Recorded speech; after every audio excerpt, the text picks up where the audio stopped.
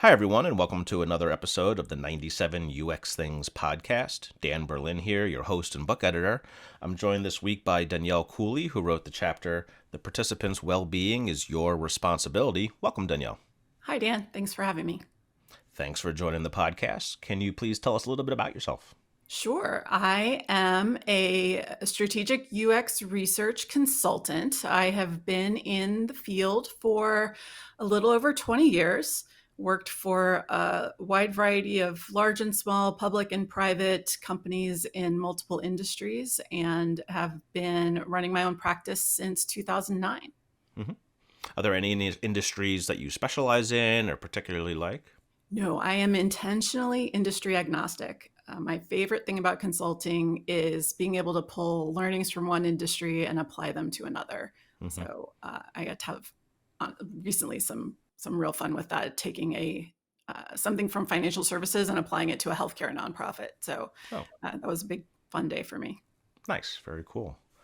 And can you tell us your UX origin story? How did you discover user experience? I was an undergraduate student studying biomedical and electrical engineering. And in the process, I had to take this course in engineering reliability, which is basically statistics. And if your circuit has 3 diodes and you have a batch of 10,000 diodes and it has a failure rate of 0.3%, what are the odds that your circuit's going to fail? And how many redundancies do you have to put in? And like, are you asleep yet? It was so boring. Mm, I'm yep. so glad other people pay attention to that. But in the course of that independent study aspect of the course, I realized it doesn't matter if all your diodes work if the user doesn't push the correct button because Yep. they're confused. So the rest is history.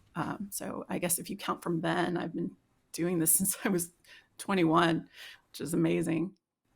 You mentioned, if the user doesn't press the right button, was there a moment that made you realize that, hey, the user is so important here, where you made that switch from the diodes to the user, as it were? I, there was a specific interface in in the tools we used in that undergraduate program. hmm Of course, this was 1998, 7, and so we had to FTP our files up to submit them, right? Yep. And without fail, you would fill out this little FTP form, and at the bottom right of the dialog box was cancel.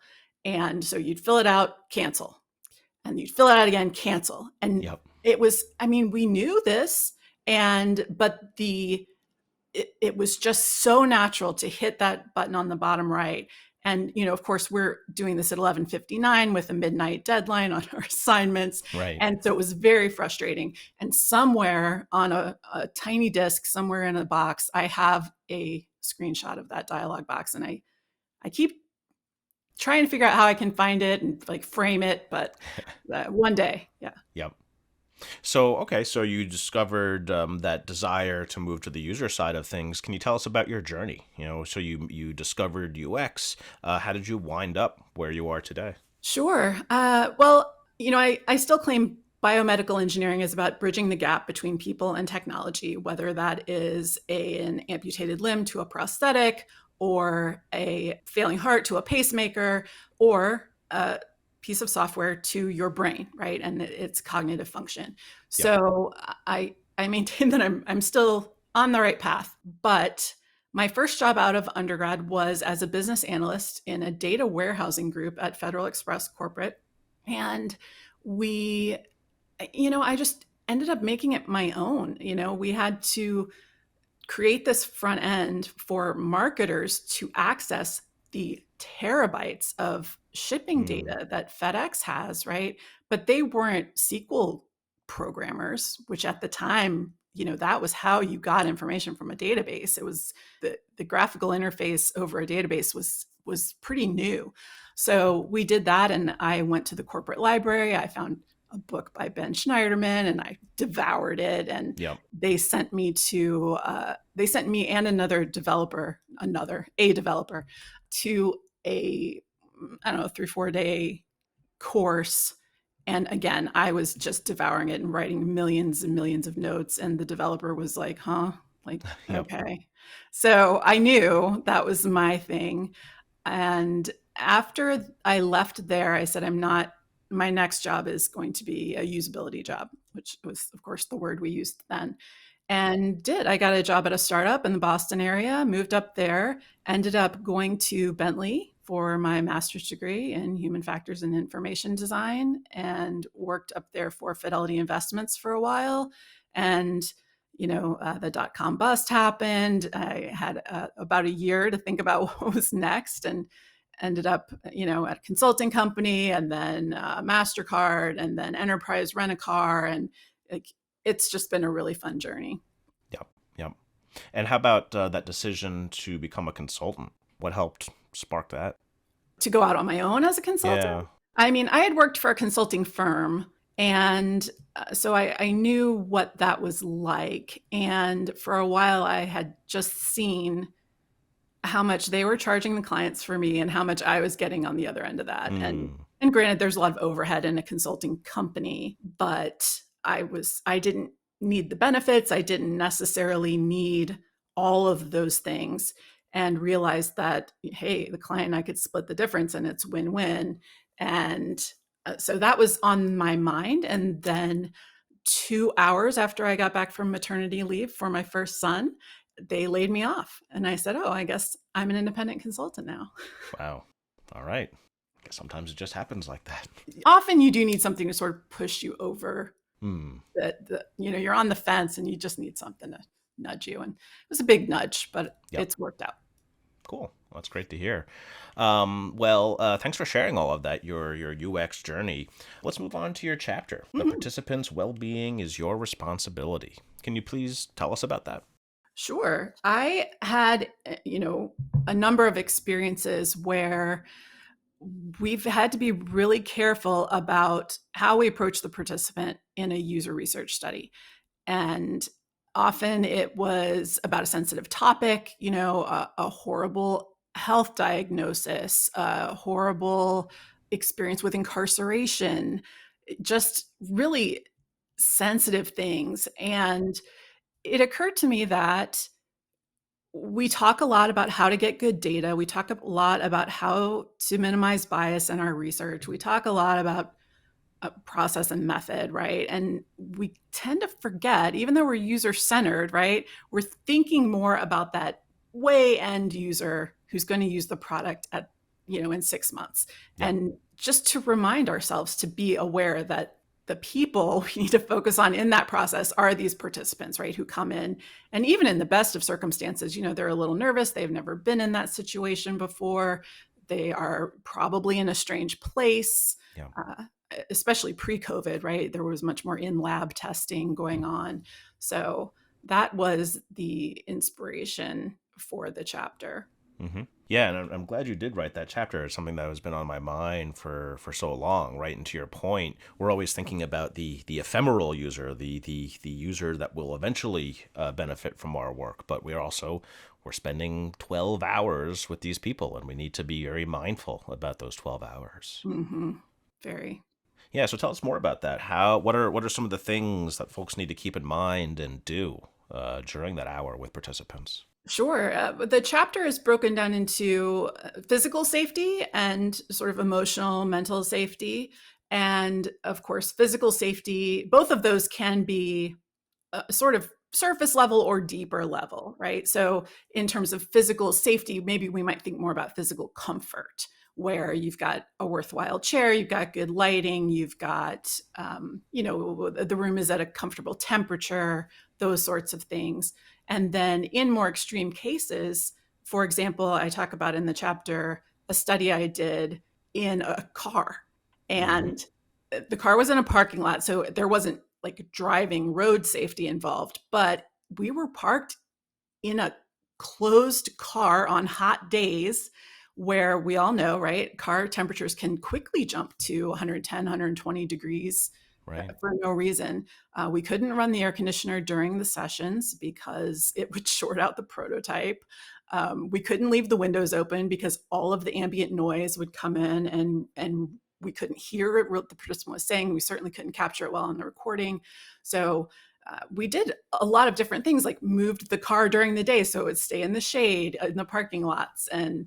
But the short version is sometimes the participant's physical safety is something you really need to think about, because if you Mm-hmm. don't, you might actually harm them.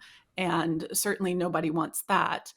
On the emotional side as well, you want people to feel comfortable. You don't want them to be nervous or scared, just in general, right? We don't want to be bad people like that. But then in those very, very serious situations, when you're asking someone about their recent breast cancer diagnosis, or you're asking them about living with blood clots, right? These are really scary things. I had did a study with patients with COPD. I'm going to blank on it's a pulmonary disease, right? Chronic obstructive pulmonary disease, excuse me. And one of them said, I just don't want to think about this. So I never want to think about this. I have it. I believe that person in particular had smoked. And so he felt responsible for his own illness.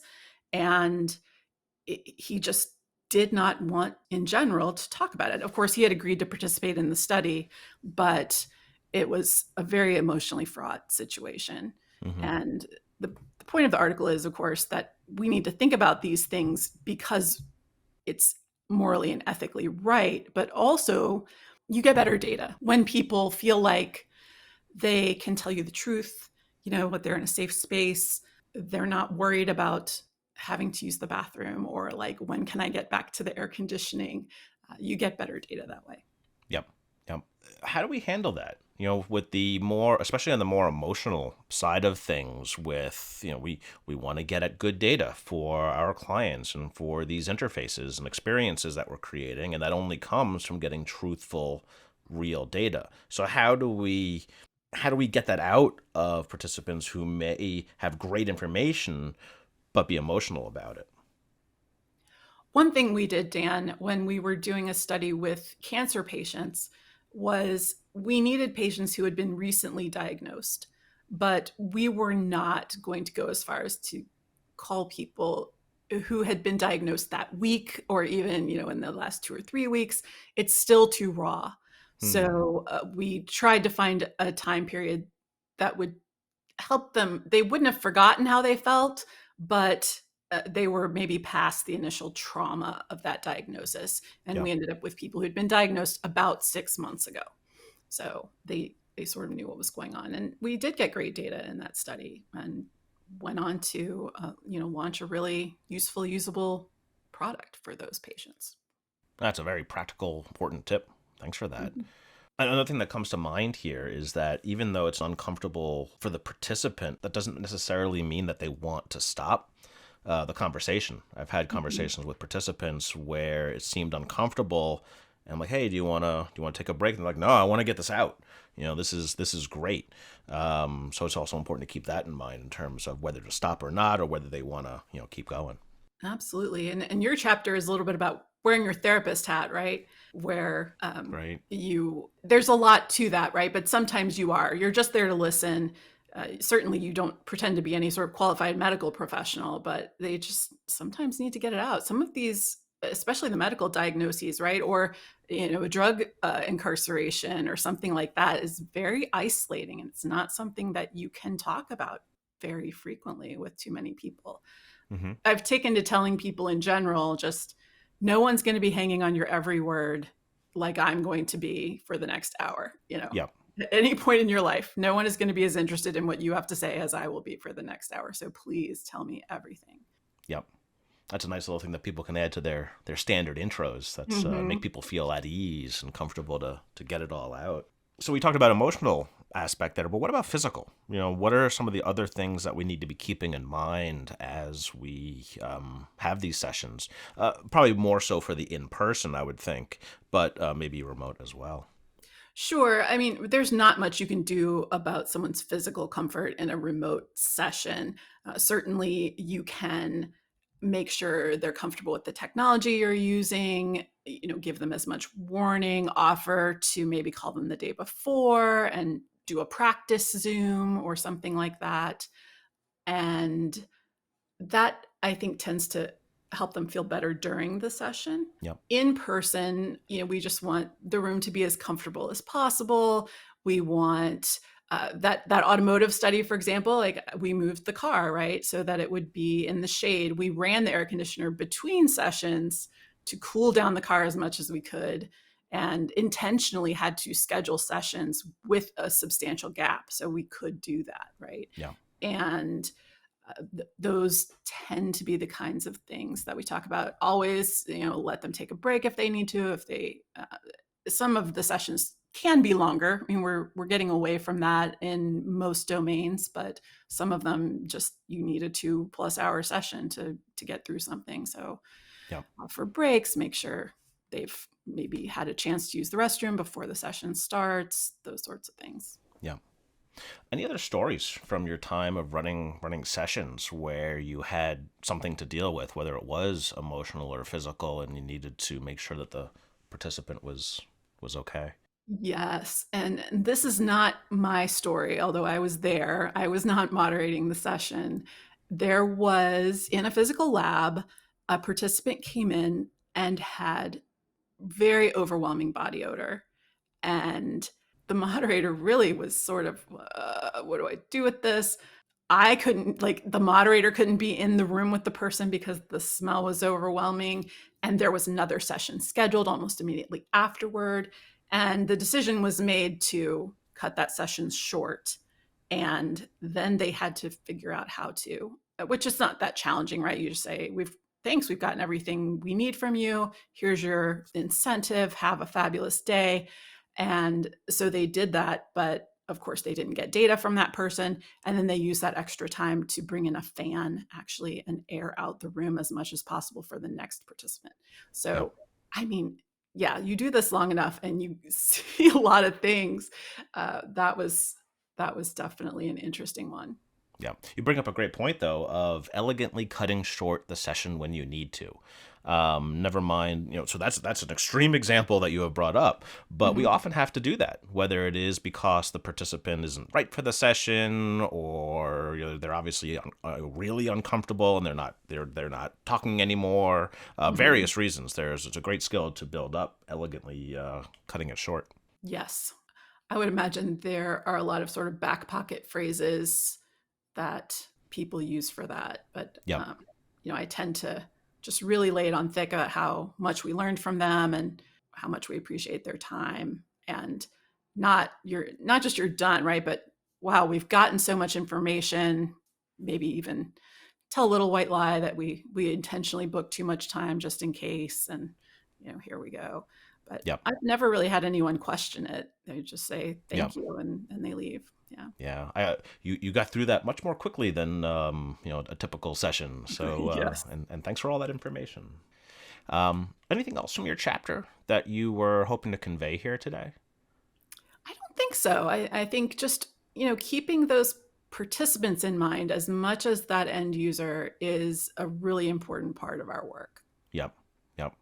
Something I wanted another story I wanted to convey here today was walking someone down the stairs for a fire drill, or actually Mm. not a drill. It was the fire alarm going off.